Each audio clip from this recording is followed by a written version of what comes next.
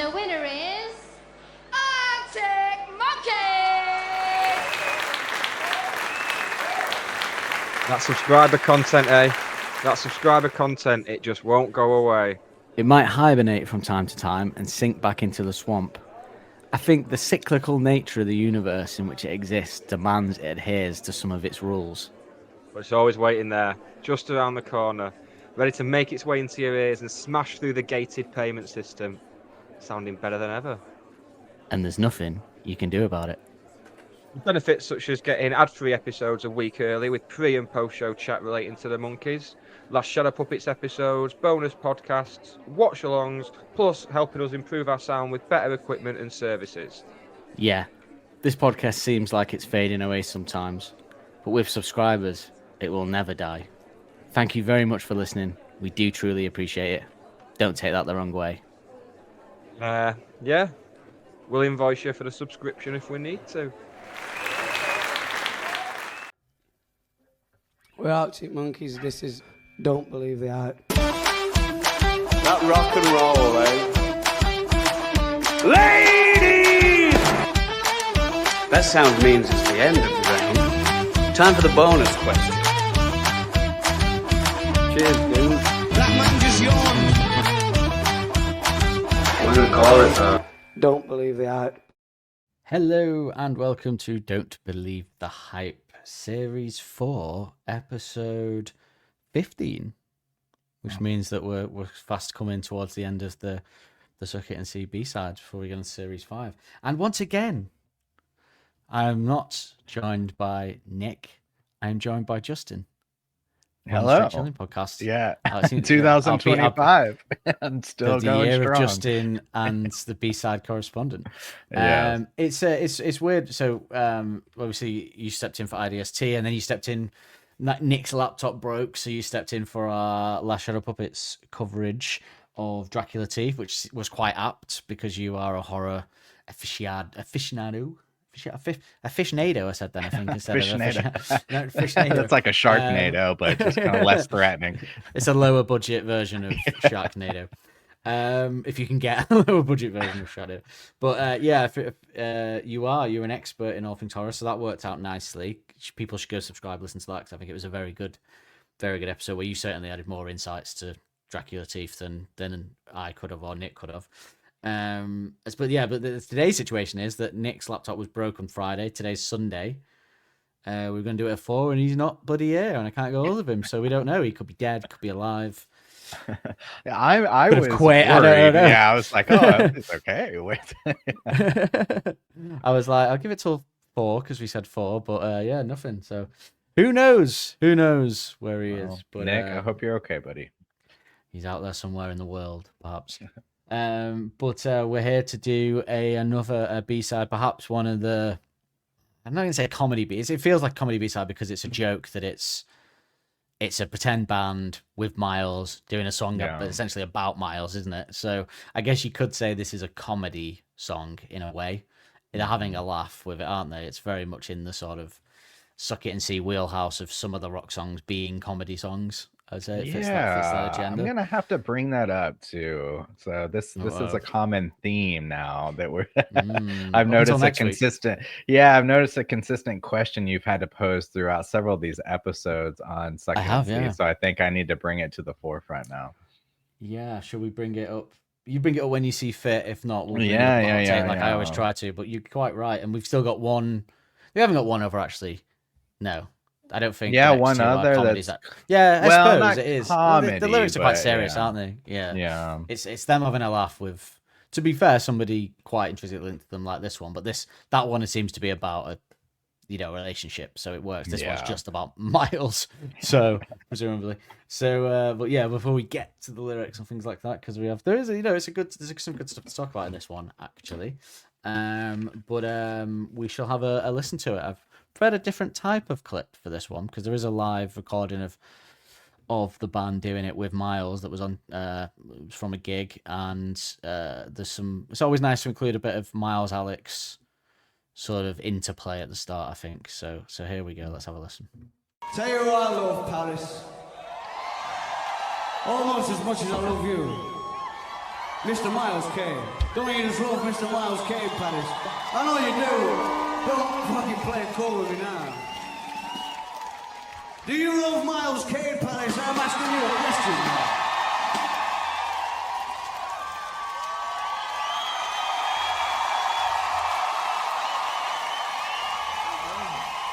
He's behind you.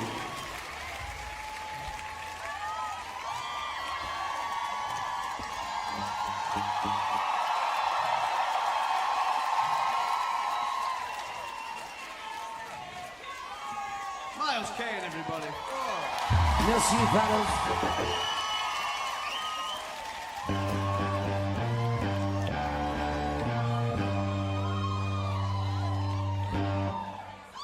This one's called Little Illusion Machine, isn't it, Miles? That's right, Alex. Take it away.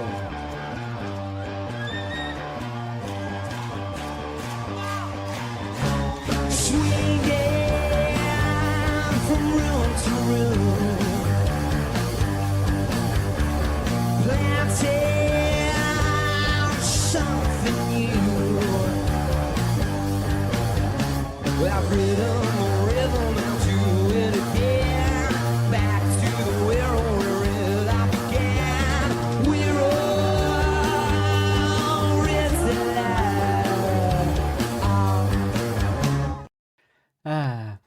Yeah, ridiculous interplay between them as ever there. And should say, perhaps breaking, I think Nick has a rule that we only play a clip that is from the era that the song resides in for this clip. However, A, he's not fucking care, is he? So that doesn't really matter. and B, that's the only live version of this clip that's available. So I think it usurps the rules because obviously it's AM based off Alex's attire and I didn't even think pattern. about that. Yeah, unless it was in the in between time. But I don't think it could have been toured, in between. Oh, it could have been on the American. I don't know if they did a European tour before AM came out. Like I think they might have done the US tour with the Black Keys, and that was what was in between that. But I don't think they did a all-out Europe tour unless it's a festival, which I don't think it is. So based off, I don't remember his speech pattern being like that until AM. It does look very AM-esque, but it seems very strange for them to play Little Illusion Machine during an AM tour. That's very well. strange. I think it's something we can get to on the setlist information on why that is. I think I have an answer for you on why that is. But it's I do like this song. I will say now, I think the best part of the song for me, Alex sings it. Yeah, that's my favorite part of the song. But I like it. It's a good riff. It's catchy. It's cool. It is what it is. I do find it funny. I mean, maybe that joke again. It's good to have an American perspective on it because maybe that joke lands more kind of the Wirral Riddler. I don't know here than it would. It's kind of a bit of tongue in cheek, but yeah, it's I do like it. I enjoy it. I think probably. I mean, there's not that many to be fair, and there's like some really good ones. But I think that this is my least favorite B-side from Suck It and See. And it's probably like on my master list is definitely going to go really far down. And to be fair, to be honest, it might be my least favorite if we're categorizing them this way. Might be my least favorite Death Ramp song, to be honest. I think I would rather listen to Bad Woman, instead. Oh, Bad Woman. Oh, and you've also got the Death Ramp's instrumental as well, haven't you? Song, the instrumental, and then Nettles, and then You and I. Do they label that as Death Ramps? I think so. But we got a bit of controversy on listing it that we can get to as well in the information. But yeah, no, I it might be my least favorite as well, but only because it is, if that makes sense. I think it would be between this and You and I. That would be my two least favorite B-sides of this era, but I enjoy them both as a listen, I suppose. So yeah, it's by proxy, I suppose. I do like the You and I kind of vibe more, I guess, in terms of a song. So you're probably right. But seeing as though we keep referencing things that we can talk about in the information, we may as well get to the information, shall we? The information action ratio is the place to go. Little Illusion Machine is 3 minutes and 11 seconds long with just 8.3 million streams on Spotify, so not a big one. First time I've ever come across this since we did it. it is credited to, and verbatim, this is how it's listed: Cook, Helders, Kane, O'Malley, Turner. So normally it's just like by Arctic Monkeys and someone else, you know, but in the credits it's actually just credited to them all individually, probably because of the whole Death Ramps thing, I would imagine. Because of course technically it isn't an Arctic Monkeys song at all. It's Miles Kane and the Death Ramps, so maybe we shouldn't even be covering it. I don't know what the rules are. Although the confirmation of that is it's not on its own Spotify category as Miles Kane and the Death Ramps. It's in the Arctic Monkeys discography, so I think that is kind of said it. But yeah, some more interesting chat on that as we go here, because the song is produced by Ross Orton. Now, Ross Orton is an English songwriter, producer, and musician based in Sheffield. He is known for his work as drummer in band Add N to X and as part of electro trio Fat Truckers. And since that band split in 2004, has formed the Cavemen songwriting/production duo with Pulp's Steve McKay. His songwriting production work includes Arctic Monkeys' AM, so he worked on AM. Okay. He worked on Arula by MIA, and he's worked with The Fall, Toddler T, Drenge, Roots Maneuver, Kid Acne, Bromhead's Jacket, as well as Sheffield electronic artists including Kings Have Long Arms and The Lovers. Orton has remixed artists including The Kills, Khalees, The Dooleys, Duffy, Essa, Tinchy Strider, and Lady Hawk. Orton played drums on Jarvis Cocker's 2006 album Jarvis and on the 2009 album Further Complications. And he opened a studio called McCall Sound in 2011. He's dedicated to creating an engaging professional environment for artists in which he provides full production, engineering, and mixing services. So there you go. He's well steeped in Sheffield music scene, I would say. The song is 121. By the way, just as an American, do you ever like some of the band names that like we make here, like Kings Have Long Arms, and yeah, Kings Have Long Arms, Drenge. It just seems they must think like what Bromhead's Jacket. I mean, it must sound they bizarre. sound very British. They do. Yeah. But the song "Little Illusion Machine" is 121 beats per minute and is in the key of G major. So we're only 2 away from hitting the full majors here. Yeah. No minors at all in this era. Will You and I or Evil Twin take us away from that? The song has been played live 13 times by the band. Wow. And this is where I was saying about the why would they play this on the AM tour, because I was wrong. It wasn't played on the AM tour. Firstly, on January 2nd, 2012 at the Palace Theatre, Melbourne, Australia, and lastly on February 8th, 2012 at Les Arènes, Metz, France.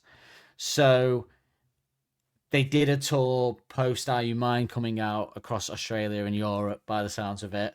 A very limited run over a very specific period for the song. So that's 13 times over the course of a month, essentially, or a month and a week, 5 weeks.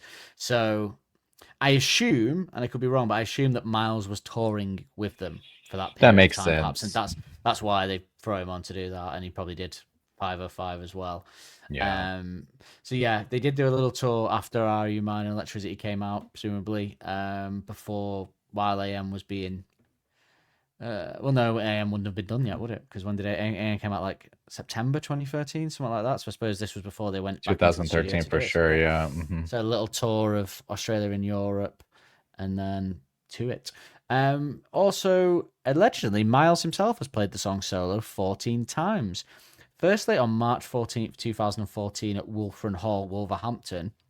And lastly, on April 3rd, 2014 at the Academy, Dublin, Ireland. And we can have a little listen to see what it sounds like with just Miles doing it.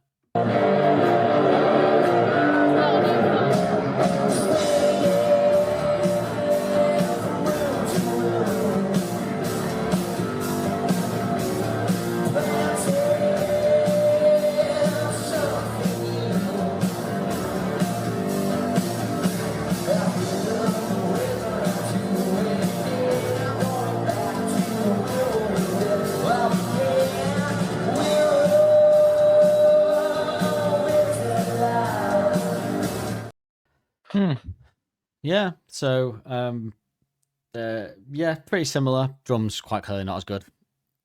Yeah, but yeah, it's all right. So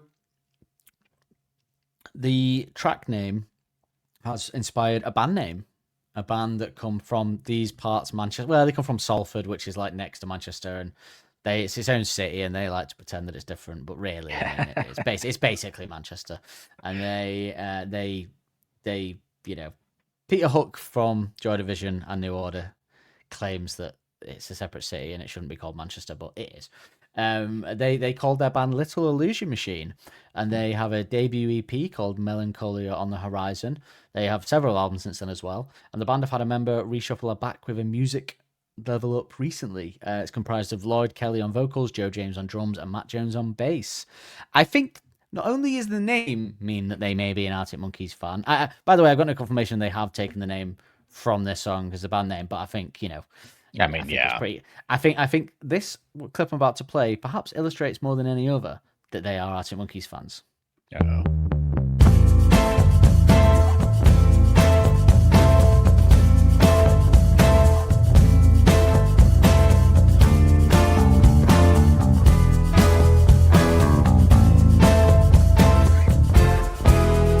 The moth dances closer to the flame. The fret and the fray run amok when lips are lost.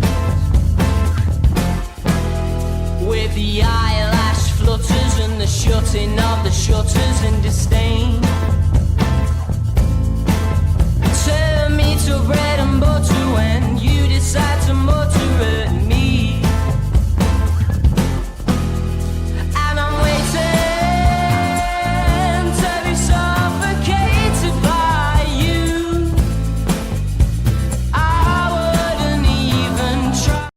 I mean, if that isn't an humbug B-side, I don't know what is. It sounds like the transition from Favorite Worst Nightmare to Humbug. It does, doesn't it? Yeah. Bakery kind of vibes, too much to ask. You know what? It reminded me of their cover of I'm No Good. Yes, it does sound like that, doesn't it? Which was in that era too. Yeah. That's So, what wow. It's not too bad though. Yeah, I might check that out. Yeah, it's good. Yeah, called Little Illusion Machine. So they have a few albums that I saw on. I didn't see enough on Spotify. I saw it on YouTube, and I listened to another one. It didn't sound as Arctic Monkeysy, but it sounds like his first album was quite Arctic Monkeysy. But yeah, interesting band. They're from mine. Salford's like I could get on a bus and be there in like the next 15 minutes if I wanted to. Okay. So, and I've never heard of them, so I don't know. But there you go. I don't know how big they are.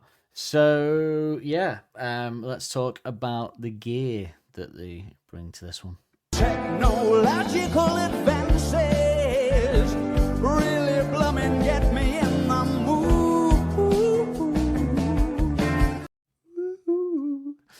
So if you want to recreate, there was no actual information for what they were using on this, but if you do want to recreate it yourself, then you get a Memphis Telecaster guitar with an Arcano OT1 and a Zoom G2.1 new pedal, and apparently you're going to get that sound, so that you might be after. It's a nice sound, to be fair, but we'll get into the music on that shortly.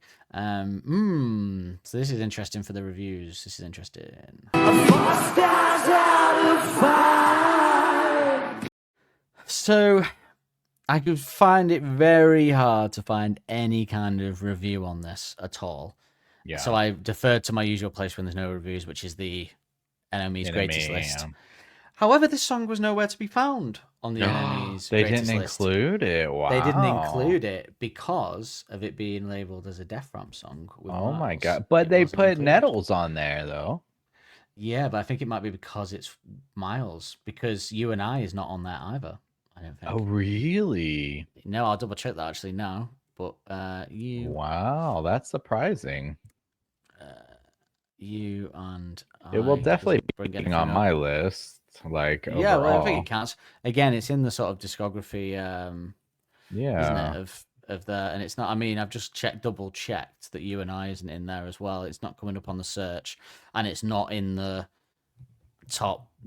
Until I get to like, I can't see either of them, and I'm getting up to like Dangerous Animals. And Don't Forget Whose Legs I'll Still Take You Home, so it's definitely not going to be appearing any point after that, I would imagine. So yeah, I think they've discluded the ones with Hawley and Miles Wow, that's an interesting surprising. take. Yeah. So, I don't think they're going to be very high in my list, but they'll certainly be in there. I did manage to find one reference to it on an old article of NME where they said, has a short but sweet guitar solo. And that was it. There you go. That's the review of this one. Wow. Yeah. So interestingly, this one didn't have a video, but You and I does obviously. So we've got we've got 2 videos coming up for the last two. And You and I, so- has one. So Yeah. Great video as well. One of my favorite Alex moments in the You and I video. So I will mention that when we do it. But musically, I think musically, I like it. Great guitar opening. It's a really dirty sound. I do love the riff.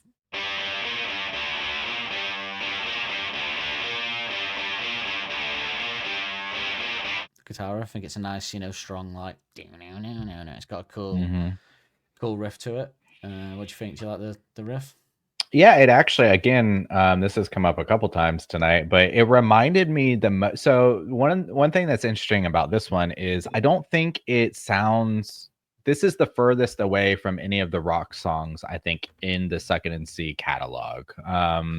It doesn't necessarily sound like any other vibes to me, but it kind of reminds me of a Favorite Worst Nightmare type of sound, like a Dangerous Animals, that kind of riff, or maybe like kind of like Teddy Picker a little bit, the dun dun dun, that kind of riff. That's what it kind of reminds me of a little bit. Yeah, I know what you mean. That kind of, they haven't done that for a while, have they? This could be a Favorite Worst Nightmare B-side, couldn't it? Yeah, that's what the sound is, the closest of their catalog, I think. Yeah, definitely.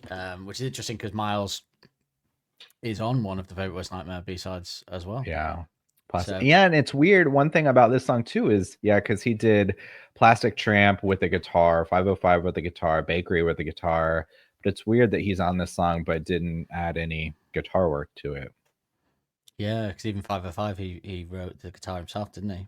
Mm-hmm. So yeah, very strange. But he's just, I don't know. I get the vibe this was like messing about in a practice room or studio. Miles was there, and they just ended up, and they were like, "Oh, it'd be really funny if we wrote a song about you for it as well."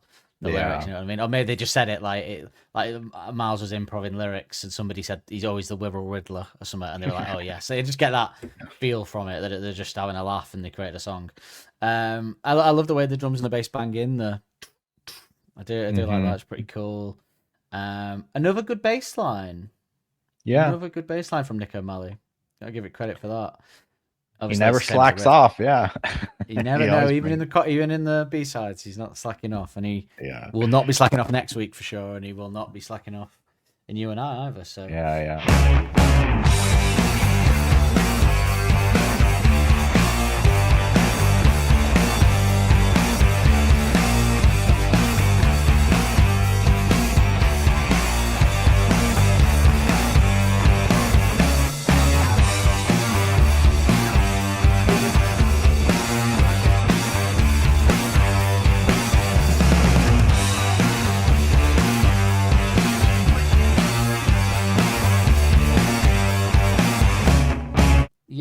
I was wondering again. This is a question we always have.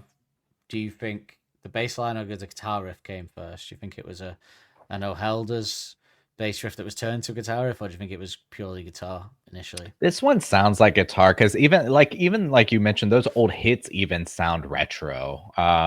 Even like back to things like Fake Tales of San Francisco and stuff like that. Kind of, I don't know. It just reminds me of the old style Monkees.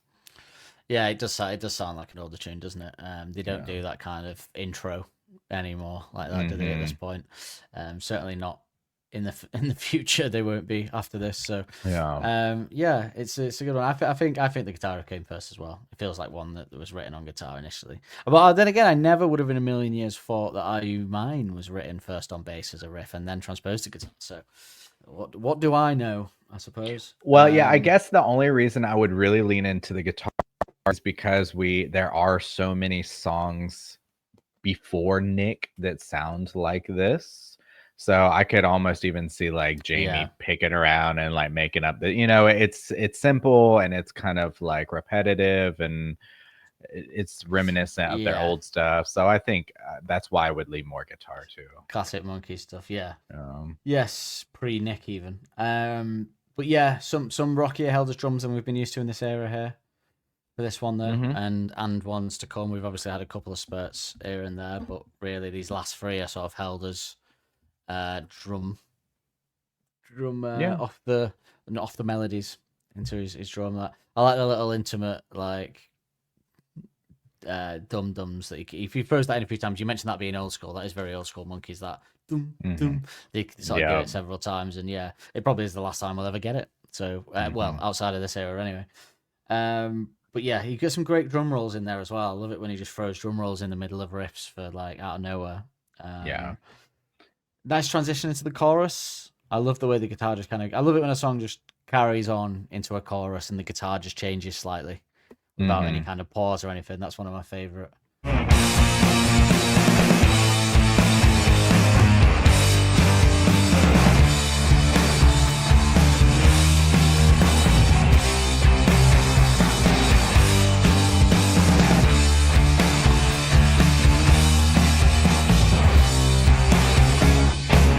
Yeah, and they give it that kind of dramatic strum, the da na na na na na na na. You know, it's fun. It's a fun instrumental for sure. And yeah, it's one of the few moments where we get like Helder's just kind of gets to go kind of like loose a little bit on it. He does, yeah. He's let loose in the chorus certainly. Proper like rock drums, more rolls. Then the second verse it just drops the bass and drums, which is really nice as well. It's a nice moment that I think that kind of just that, and I like the little interspersed guitar noises in the background. I love that kind of thing where it's like yeah, that's always fun.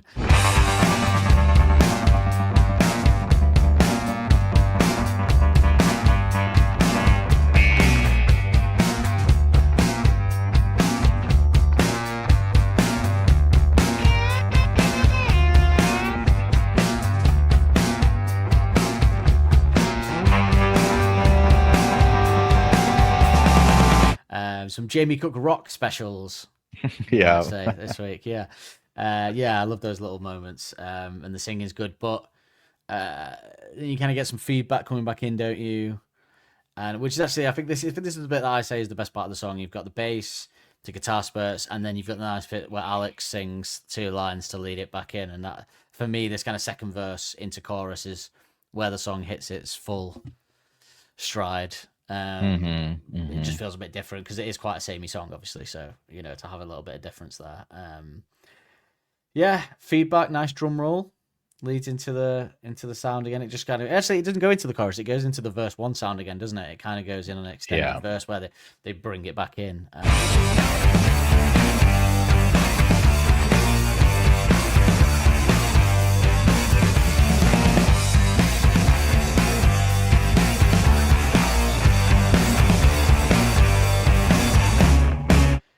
I guess it does. Does it kind of change sound post second chorus? Feels really nice, but it has a brief, doesn't it?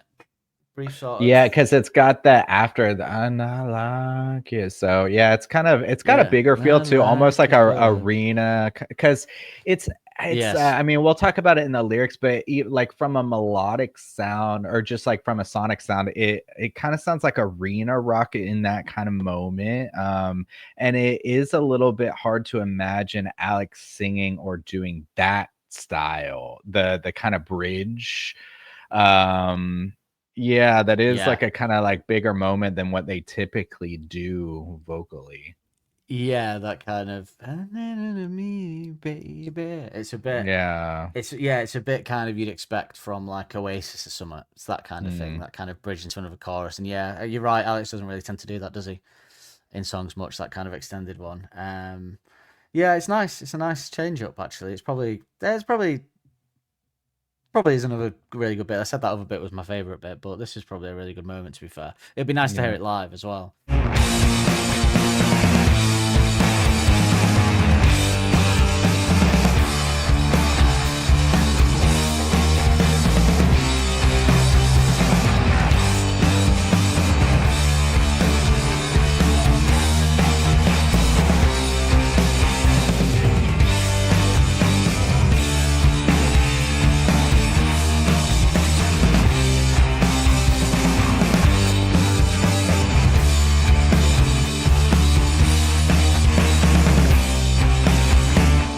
drums are so good in that as well.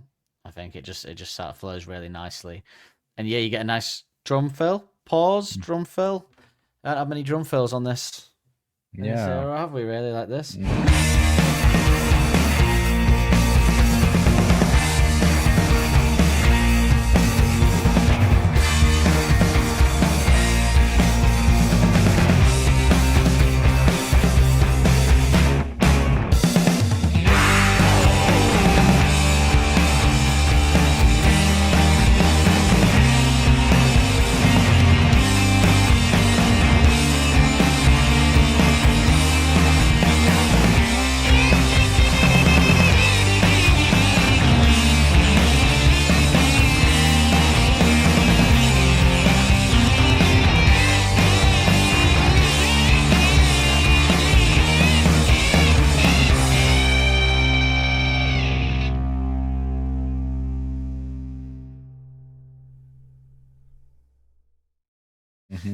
And then I would say a really nice solo. I do really like the solo. Solo's good, even makes especially when the second heavier guitar comes in after that solo and does the bit. It's I would have thought that was Miles, to be honest, but I think, like we say, it's not, because he would have done it live. So, I think the song ends really well. I think so too. Yeah. Sets us up for what's to come post this with Evil Twin, You and I, Electricity, various songs on AM that kind of are a bit-ish influenced like this. I just think it's I think it's a really cool rock song. Yeah. That's pretty cool. So it's a good musically all-rounder, and we'll talk at some point about whether it could have been enhanced with different lyrics, obviously, as I bring up every time. But I think it is a bit samey. It kind of sounds like it could be a Miles solo song at times, but like without the Arctic Monkeys involved, which is weird because obviously they wrote it. But by the way, people, we did just do Miles' first album on the subscriber content, Color of the Trap. We just covered that. If you want to subscribe or buy it, you can subscribe and go listen to the start of that, or you could just buy this episode on our Patreon for £3 and watch that. If you're a huge Miles fan, yeah. And Alex, wrote like 6 of the songs, and perhaps one that he allegedly didn't write that I believe that he did have a hand in. So, but I think we did a good dive on that, and but. That content is available just to purchase if you just want a one-off one. So yeah, good song. Musically, like it a lot, and it's going to be interesting to get your take on the lyrics on there. But before that, we have to do our cover versions of the song, which I'm very interested in what you're going to say for this. So I'm going to let you go first. I'm gonna form a covers band and all. Okay, so I could be. Well, actually, I did have kind of a joke. I said cover band Arctic Monkeys.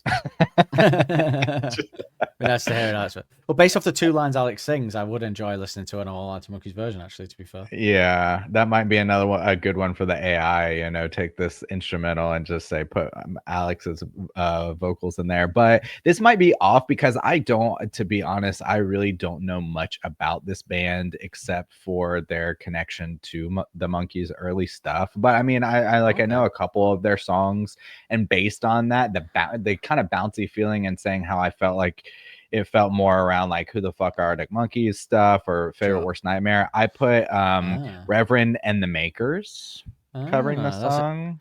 I could hear that. Yeah, in the Reverend's voice as well, the Reverend John Misty. Misty. But I don't know them well enough, so like I listened to a couple songs and they're all kind of like that bouncy kind of feeling. So I was like, they might do a cool version of this. I could hear them doing this. Yeah, you can hear it in his voice. It's got that kind of vibe to it. I guess you could also say Milburn in that essence as well. I suppose could do kind of one of these things. But yeah, no, I can see that. It would be. Yeah, it's got that kind of rock vibe to it. It sounds like I could even imagine Liam Gallagher doing this on his solo stuff. It's got that kind of sound to it. It's a bit of an odd one for them to do. I don't think it sounds like any other Arctic Monkeys stuff like ever. I know you say like sort of the stuff with the drums and that, like, and the actual riff sounds like the early stuff, but the actual sound of it, I don't think it kind of sounds like anything in particular that they've done before.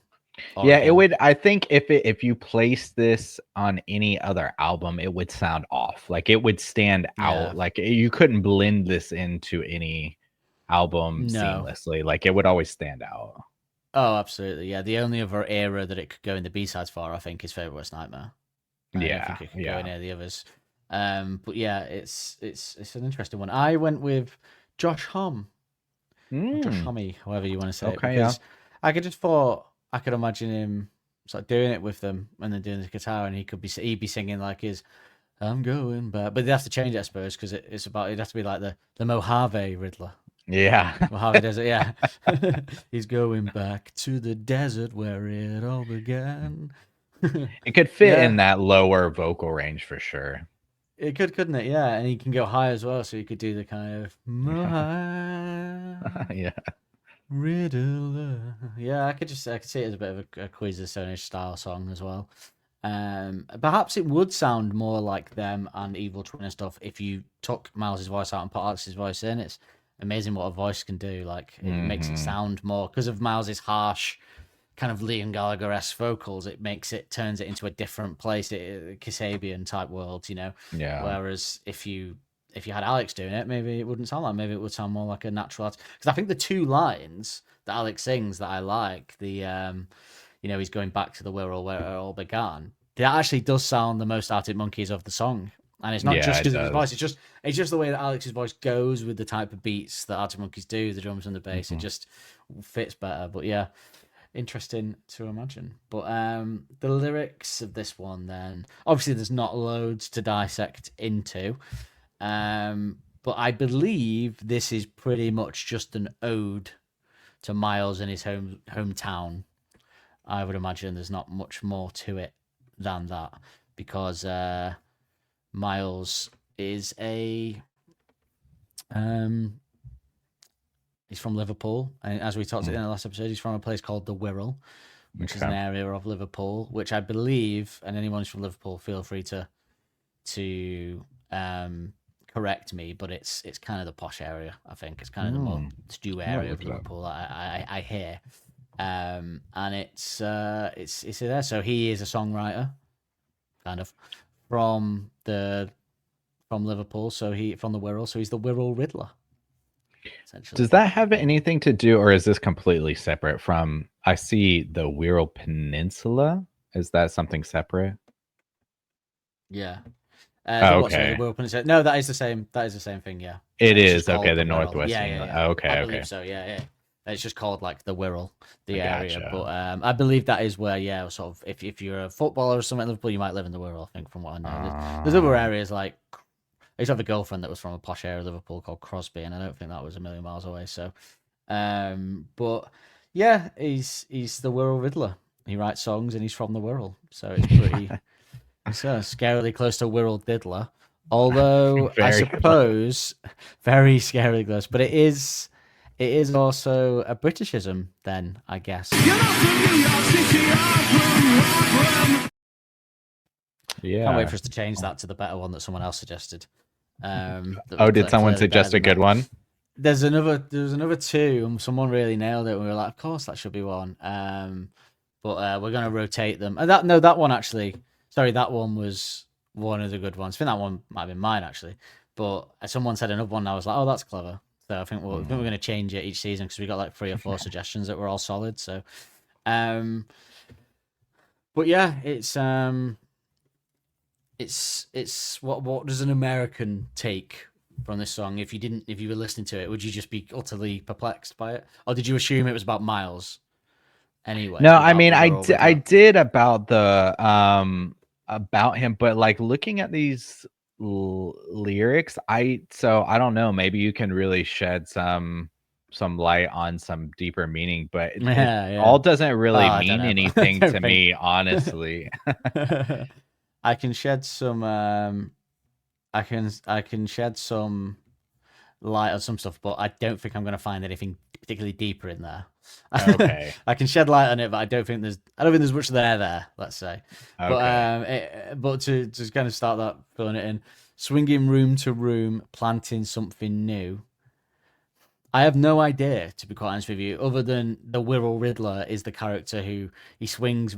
I imagine what that means is he goes from room to room with his vibe, and he plants something new in there every time. He's he's speaking to, he gets things going in each room he's in. He's a sort of conversation starter, and he creates situations. I think is what they're trying to say there.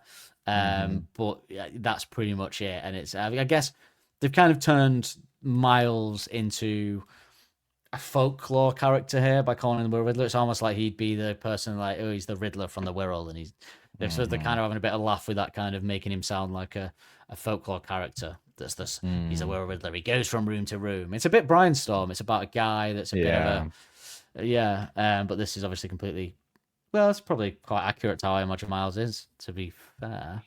Yeah, especially the interview that was done. I guess that was when we did the Last Shadow Puppets coverage of Dracula Teeth.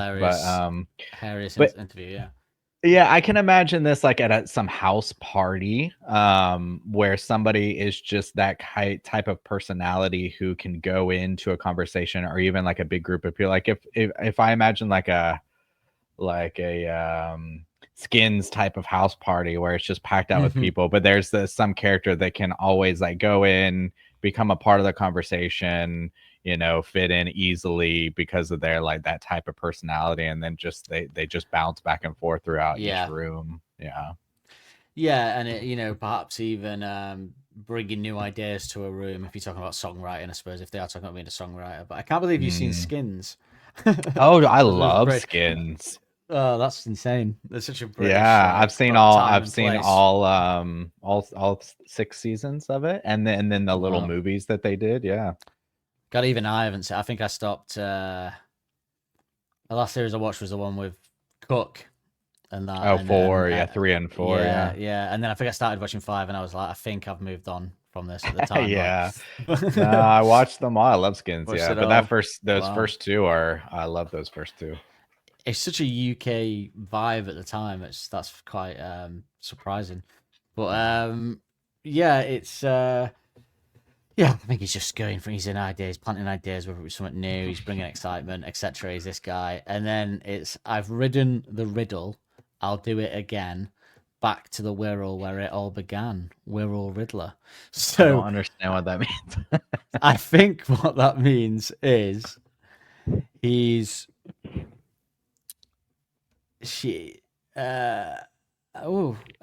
I think it means basically he's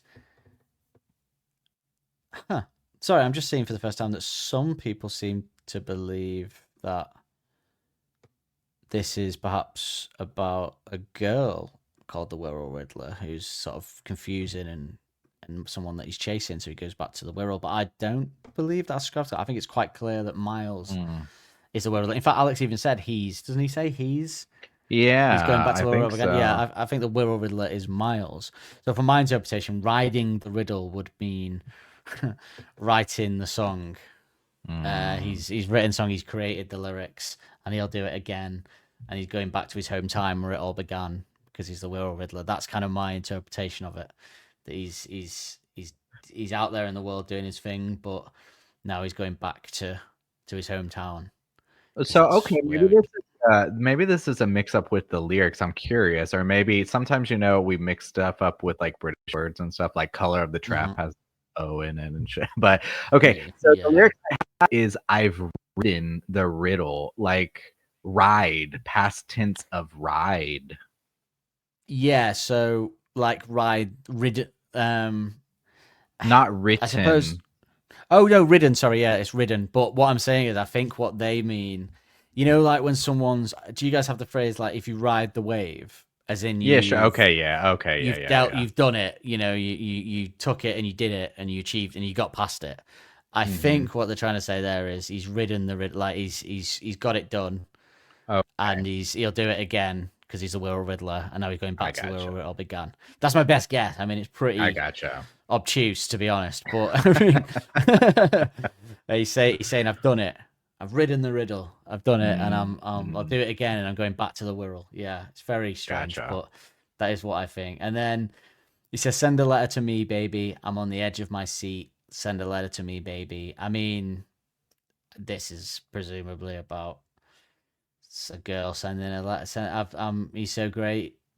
Send a letter to him. He's on the edge of his seat. Maybe it is about a girl then. Not just an ode to the hometown, but maybe it is about a girl who's from the Wirral that he's going back to get because he's saying, "Send a letter to me, baby. I'm on the edge of my seat." Maybe it is. Maybe she's the little illusion machine. The girl could be the little illusion machine. He's the Will Riddler. She's the little illusion machine. The illusion machine. She creates. She's the machine for illusions. So she's in true Alex fashion. She's a complicated woman. So she's shooting illusions out. Well, he makes the riddles and she makes the illusions. Yeah, an illusion is a trick, right? It's a fake. So is her attraction and love an illusion? So she's the illusion machine. Well, yeah. So a riddle like bends your mind, illusion bends your senses, right? Wouldn't that be maybe or like? Yeah. Maybe her illusions are riddles. So like how he says jigsaw women, as I kind of laid out in Suck It and See It. Yeah. You could say she's her elusiveness or her cryptic. When women are cryptic, hard to read. And men too, to be fair, the other way around. But you could say that it's a riddle. They're a riddle that has to be solved. So maybe he's ridden the riddle. He's got over her, but he's the Will Riddler, and that's why he's the Will Riddler, because he can. He breaks the code or whatever. He breaks the code. Yeah, he's good with women. We know he's good with women. So actually, because I mean, it's often to describe somebody as an enigma, which is a similar idea as a riddle. So then, if he is the Riddler, that means he's good at solving riddles. So he is good with these complicated women. He's cracked the women code. Is that what it is? Yeah, I think that is what it is. He's cracked the code. God, I never thought this is even worse than I imagined it being about Miles cracking the code with women. Oh man.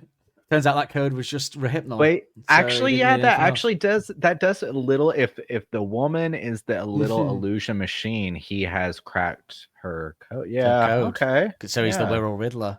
Oh my god. And he's. I mean, whenever I picture Will Riddler, I'm imagining Miles wearing the Riddler outfit from Batman. You got. That's kind of how I'm. Yeah. But so maybe swinging from room to room, planting new seeds with women. Then maybe a listener, if anybody is good with Photoshop or something, maybe they can make a little Miles in a Riddler outfit, or maybe we could get AI on that. This is a turn I didn't want it to take, which is that it's actually about Miles with women, which is already a murky subject as it is. Yeah. I think it might be. Yeah, I think it is. God, planting seeds in different rooms. Oh no! Swinging room to room, planting that makes seeds. it worse. Goodness. Yeah, he wants her to send him a letter because he's good at decoding them. He's on the edge of his seat. He wants a cryptic love letter, perhaps, because he's the Will Riddler. He can decode them. Well, actually, in a way, though, that's good because I was wondering, like, the Will Riddler implies that he's a good songwriter, which I disagree with. Whereas I can't deny that he seems to have some kind of good way with the ladies. Women, so I'd rather that, I suppose. Although, what if that code is legal or not is up for debate. So the Riddler is a criminal. So to be fair, he is a criminal. Yeah. What did he say to that girl that time? Take me upstairs or something. Yeah, do you want to go out to the journalist? Go upstairs? Oh my god, Miles. So we get little illusion machine riding through the gloom, something beautiful. So again, she's, that way that Alex sort of talks about women, where like they're getting through that. Like you cured my January blues. Yeah. For example, she's riding through the gloom. The gloom of his life. She's riding through it. She's a little illusion machine, and she's showing him something beautiful. But is it all for real? Which is usually the question of all of Alex's women, isn't it? Is it all for real? Is usually the. Then we get a repeat of the same, and then but I do like that is my favorite bit of the song. Alex saying he's ridden the riddle, do it again. He's going back. It's kind of I wait for that bit whenever I listen to the song. It's the same way I wait for Alex's bit in the Mini Mansion song as well. I'm like, I can't wait for the Alex bit. But and then he says, "Little Illusion Machine, I tried it and I liked it, but it just never gets close enough." Which, as a line about a woman, is a bit sickly. I suppose that makes me feel uncomfortable. He tried it, he liked it, but it just doesn't get close enough to what he wants, unfortunately. Yeah. Well, but it also with the little illusion machine, he likes the complicated Like it's almost like he's got that type, right? It's like he needs the challenge. He's the Riddler. He needs it to be a challenge. He needs it. So like I liked it. It almost got close enough to stumping me, maybe. Like it almost got close enough to like, but ultimately I solved it and now I've moved on. Maybe. Yeah, and also because there's a lot of repeats there, but it says Wirral, Wirral, and then hoping tonight is going to send me back to you. Wow. So it kind of implies that is he saying like the women from the Wirral are the kind of women he likes? So he's tried it and he likes the women elsewhere, but he's hoping that tonight's going to send him back to the Wirral where the women are. Maybe. Yeah. It wouldn't be the last time that Alex Involved song uses a name place as a sort of metaphor for a woman that he loves in a Miles combined track. Actually, there is a Shadow Puppet song which is interestingly uses a place as a metaphor for a woman, perhaps. Yes, I don't know why I'm trying to skirt around it. Like no one knows what. It's just saving it because we're in the midst of doing that record. I want to wait. But yeah, hoping tonight. So yeah, it's a possibilities here. I just thought it was a song about Miles songwriting in the riddle, but it's about him being good with women, decoding messages. This particular woman, he likes her messages. He tries her. She's not as good enough for the Wirral. He goes back to the Wirral to bang the women there. So there you go. Perhaps that is it. That is what the song is about. So we did actually decode it again. We're the Wirral Riddlers. Perhaps. There you go. Yeah. The little illusion machine riddlers. And I honestly, I never thought about it in that way. I don't listen to this song very much, so I haven't given it much thought. But without this breakdown, I would have never thought about it that way. Do you know when you make an assumption about something straight away and then you never bother to contextualize it, which obviously is the point of this podcast, is that we can do that. I never bothered to think that it might be about something else once I'd sort of assumed it was about Miles being the Wirral Riddler. So that's very interesting. But so basically the last thing we wanted was the song being about Miles sleeping with women, really, wasn't it, on this podcast? That's what I think we've judged that enough. Miles' potentially rapey ways. So last thing we want, no car references in there, sadly. Machine reference, close but not quite, unfortunately. So although no there's not. So shall we? I've got a little bit of shipping forecast stuff to discuss this week, I think. Just a brief. Listen to the shipping forecast. So I awoke one weekday this week, I think it was Tuesday or Wednesday, to an Instagram from yourself sending me a Helders cameo page you'd set up. I clicked on it. I was like, oh, that's interesting, but I was working. So I sort of put it on the burner. I forwarded it to Nick. Somebody else sent it to us as well on Instagram as well. So thank you for that. And I wish I could remember who it was, but in fact, I'll tell you, Simon Love. Simon Love. Yes. So I sent it to Nick, and then at lunch I managed to have a quick look at it. I then realized it was for the forest fires. Yeah, in LA. Raise money for that, which makes sense for him to. I thought it's unusual for him to do that, like really, but yeah. And then me and Nick had a discussion. Well, let's use some of the Patreon money to ask him to record something about the podcast that we can use, like in the podcast. That'd be amazing. So then we were like, yeah, let's do it. It's like £80 to get him to record a video. That's fine. We've got quite a lot of money in the kitty, and I think it's worthwhile. And then it turned out it was unlimited spots available, and because he'd launched it in the US. I'm going to have another look to see if he reopens it, but there was limited spaces and we couldn't find one. Although Nick did tell me that, and he sometimes is mistaken on stuff, so I could be wrong on that. But he said there was limited spots and it was already closed, but he might reopen it, I guess. So I'm going to keep an eye on it because that would be cool. But the because he opened it in America, obviously at like whatever time it was. So when you guys were sleeping, I didn't see it till like 6-7 hours later, and then I didn't even see it till lunch that day, so it's probably like 12 hours. So they had gone, but I imagine he'll keep it going because they obviously need a lot of money, don't they, for LA? So California. I saw someone saying, "What do they need the money for? It's all rich people that are doing it." I was like, I don't think everyone that's lost their home is rich, but it's very compassionate of you to say that. Oh, fuck them, they're millionaire, don't you? They need to raise money for them. I think it's probably for resources for the state, to be fair, but I don't think it's going to like Tom Cruise or something like that. Yeah. The less money we give to him, the better, I suppose, based off where it goes.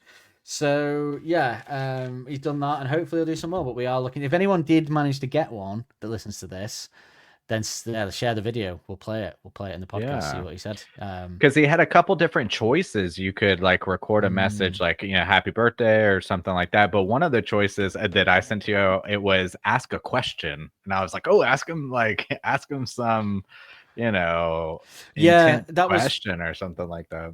That was my first thought. And then I was like, God, it took me so long to get the right question there. Well, and then when I saw the video, I thought, oh, great, we could get something for the podcast. And it would make him aware of the podcast because I'd be desperate because he responds to people on Instagram when they post stuff. So I always post stuff tag him, tag him, but he never responds. And maybe I guess there's two types of people. There's someone like me that if or when I have a film, TV show released, I'd be all over listening to podcasts about it and scaling the internet for it, like perhaps to my own detriment. And there's other people that wouldn't want to do that. So maybe I imagine Monkeys fall into that category of not wanting to hear people talk about their own stuff.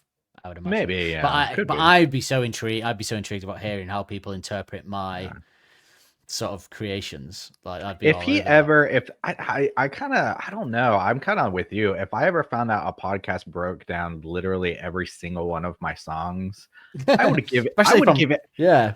I'd give at least one a listen, especially like with something maybe more obscure or something that I don't even think about anymore. Like there's got to be several B-sides from earlier albums that he just doesn't even think about anymore. I'd be like, perhaps it's more an intriguing proposition for Alex from a lyrical point of view. Maybe. But yeah, it's an interesting concept to think that. That one of them would listen, but yeah, if he reopens it again, we'll get it.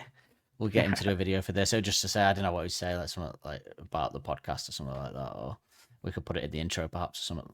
But we'll see. We'll see if he does. He might have actually had some open still now, so I'm gonna double check it when I get a minute. But so yeah, shall we talk about our favorite lyric in this song? Too busy with the mind on clever lines. I mean, I'm not sure I like any of the lyrics after finding out what it might be about, but you wanna, you go. I think we're probably going to be on the same spot here, but I wrote, he's ridden the riddle. He'll do it again. He's going back to the Wirral where it all began. Yeah, that's what I wrote as well. I think purely because I like Alex singing it. That's kind of me too. And the alliteration is kind of cool. Yeah, it's cool. Yeah, I think it's quite funny that Alex picked the best line because it is the best written line probably as well for himself, isn't it? Like, no, I love that one. But yeah, in a song with quite repetitive lines, that's probably one of the best. And shall we have our favorite musical moment then? Mad sounds in your ears, they make you get up and dance. They make you get up. I'm going to say the drums because we haven't heard as much Mad Helders. I think they're really good. I was going to do the same. I only wrote two things, and that was one of them. So just to give another shout out, then I'll just say the guitar because the solo, especially the way it ends out, is solid, and the lick is catchy enough. Like I would have given it to the drums too, but that's another good shout out for some guitar, Yeah, the music is really good. I think actually. Well, perhaps that leads us nicely into a little hot take, which I've been teasing.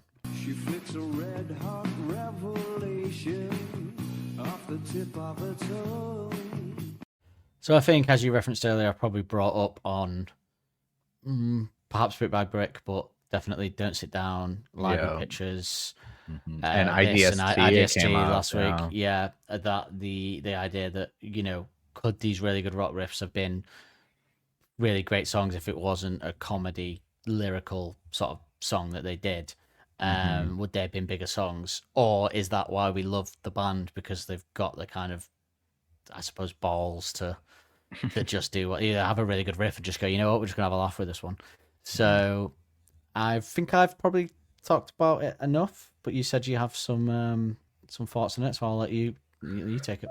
Well, I'm even thinking about, because I kind of teased a little. I mentioned it, I think, in our maybe the humbug wrap up where you asked me what I thought about Second and C, and I kind of brought it up a little bit in IDST.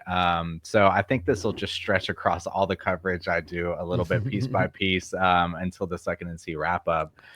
But my thought was is I've always kind of thought this is I generally agree with you, especially your breakdown of Brick by Brick. We're like, it's not that big of a deal to have a laugh. But as we've seen week after week, it kind of stacks up. And when I go piece by piece, my idea is that I would generally prefer Suck It and See to kind of have the more consistent melodic sound. However, there is this universe in my mind where they're musically, if you take all of the rock songs from the Suck It and See album and B-sides and everything, you have essentially what amounts to a potential for a double album in this era. You could have had a melodic album, plus you have, so if you count them up, you've got Brick by Brick, Don't Sit Down, Library Pictures, All My Own Stunts, Blondo Sonic, Evil Twin, IDST, Electricity, and Little Illusion Machine, and You and I. Okay, so just if you look at those musically, with some of the guitar work, the bass work is fantastic. We complimented some of the drums.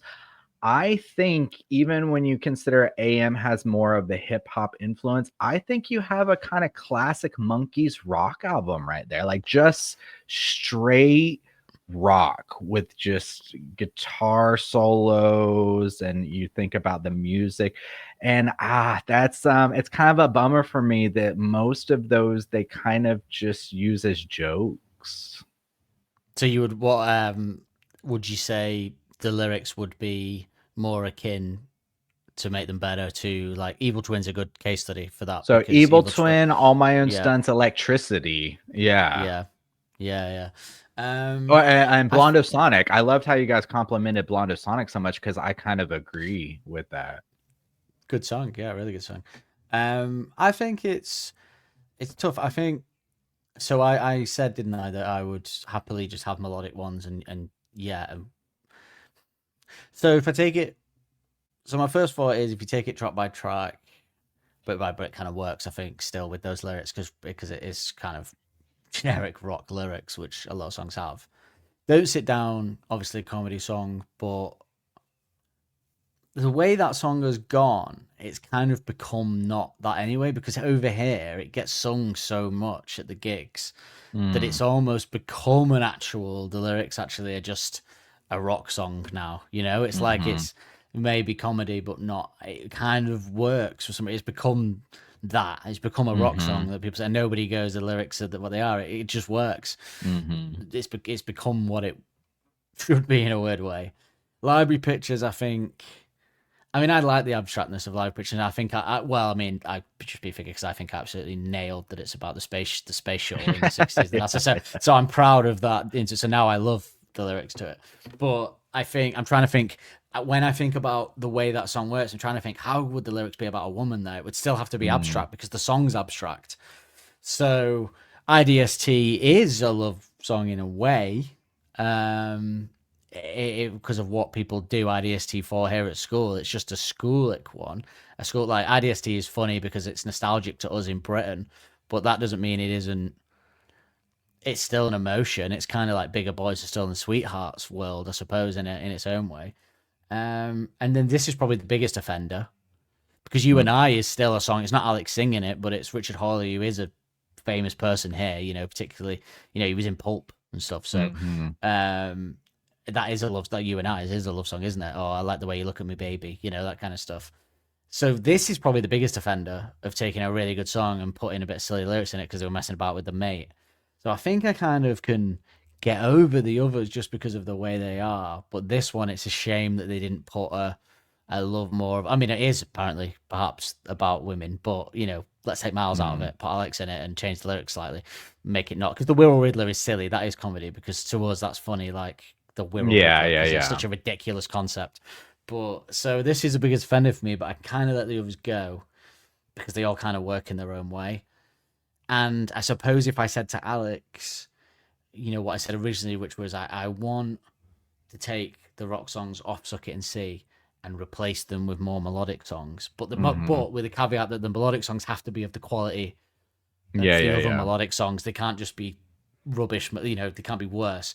I suppose he would probably say, do you think it's easy to write a song like Suck It and See and Love Is a Girl? Do you think I've just got them coming out of my arse, Dan? Yeah. So I'm looking at it from that point of view as well, of going, maybe they just didn't have any other songs. And we know, obviously, we discussed in the pre-show a bit about Color of the Trap, for example, being a song that he gave to Miles that could have been a Monkees tune. Maybe it didn't work when the Monkees tried to do it. I don't know. But or maybe he wrote it without Miles originally. We're putting on this kind of stock that he wrote them all and just Miles popped in. But maybe they wrote them together like they did Last Shadow Puppets. But so he never had the opportunity to have the Monkees do it because it's not his song. He wrote it with Miles. So so I suppose he would counteract it with that. Like, we put those songs on there because that's the songs that we wrote. Like, there wasn't like there was 3 amazing melodic ones that we went, let's get rid of them. So I suppose that would be what he said, because you could argue that there's a tier of melodic songs on Suck It and See, which is top tier being Suck It and See, Love Is a Laser Quest, Power Driver Waltz. I'd put Hellcat in there as well. Lower tier being She's Thunderstorms, Black Treacle, All My Own Stunts and stuff. So it's interesting. It's interesting because there's loads of, like, I suppose from their point of view, it's easier for us to say it, isn't it? Like, in retrospect, hindsight. And also some of the rock songs have become their own, kind of work in their own way. And I suppose a lot of people would just say B-sides don't matter because you don't really even get B-sides anymore, and bands don't really do it, and we're lucky that Arctic Monkeys have so many B-sides to go through, which even they've stopped doing now. So I don't know, it's a weird one. Would I like a rock album with these riffs and all Evil Twin quality lyrics? Yes. Do I think Don't Sit Down Because I'm Moving Chair would have been a bigger hit commercially because if it was about women? Yes. Do I care that it wasn't a bigger hit commercially? No, I suppose. But AM's a good case study for that because it was a big hit commercially because of the way the lyrics were sexy. So it's an interesting one. And I think the best B-side of this era is next week's, and that is a rock song. But could you argue that, but would you say musically Evil Twin is way above any of the ones we listed? And as we'll talk about next week, I find it bizarre that it's not on the album because I do think it's a better quality than any of the rock songs on the album. So you could argue, and lyrically and musically, so you could argue that that works. That isn't a good example to compare to the others because that's superior in every way to the others. Do you know what I mean? So just put in making Little Illusion Machine about a sexy woman that's a bit mysterious, like, which is Alex's kind of trope at this point. Would that mean it would be a great song? But Evil Twin is actually just superior in every single way. So maybe that's why it's a great song. It's not just the lyrics. So I don't know, it's an interesting topic of discussion, I think. Well, yeah, that'll be kind of, I guess, my tease for the upcoming Evil Twin episode is I think that is the example of what it could have been, even not even from like a success standpoint, but even the way that the band themselves treated it. Even though it was released as a B-side, is like what it ultimately became, and how I see this, because Humbug was just 10 tracks. So if, let's say, I always in my playlist, I like to Frankenstein Arctic Monkeys playlist together. Yeah, so I always, it's funny that you guys mentioned it. I always labeled it, even from when Suck It and See first came out, as the Thunder Suckle Fuzz Canyon, which essentially was all of the rock songs from this era put together in a 10-track playlist that kind of fit together really well sonically. It's got the rock riffs, it's got the drums, it's got the guitar solos. And the really biggest detriment to it being its own album is that more than half of the songs have lyrics that are just kind of throwaway.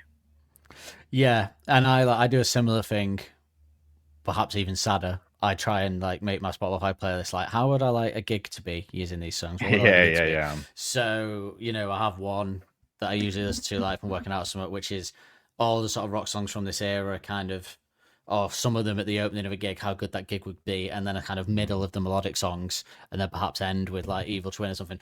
But it's they do kind of work that way, and yeah, I think it's a big discussion next week on why that track is how it is in terms of not being on the album and not being appreciated perhaps by the band. Perhaps one of their biggest egregious so far of underappreciation. And why it is, and it's also an interesting topic of discussion for the wrap up as well, on what song, if you had to lose, because you can't just add it to Suck It and See. No, you gotta take it away. Yeah, a song from Suck It and See, which perhaps is easier for some than others, but I would. It's an odd one. I think, yeah, Evil Twin is a good example. But do I think that, and it's the first time I had that thought, honestly, talking then, do I think that these songs would be the level of Evil Twin just by putting different lyrics in? Perhaps not, because it is a great tune. And that is why it's going to be a topic of discussion next week, that it's not a big song with the band, bizarrely, which we've had before. We've had that a couple of times before. Why songs that haven't become a big song with the band, and we don't understand why. But let's do a little AI introduction to Evil Twin, since we've mentioned it a million times already. You push the button and we'll do the rest. Evil Twin is a spiky waltz with a lover who feels more like a beautiful curse than a blessing. She's a storm in stilettos sweeping into your life with the familiarity of a rock and roll anthem, but leaving nothing but chaos in her wake. Her allure is razor sharp, hunger that gnaws at your resolve, and a smirk that seems to mock the angels she left behind when she traded their ethereal company for the neon pulse of earthly indulgence. She's a master of detachment, a shape-shifting siren who dances just out of reach, her words colder than a midwinter breeze. Your love's not what I need, she says, her eyes glittering with a kind of cruel amusement, as if the mere idea of commitment is a punchline she's heard one too many times. She's not here for safety or solace, she's here for the thrill of watching you unravel. Every move she makes is calculated, every glance a dagger cloaked in charm. She'll leave you dizzy, your heart already shattered twice.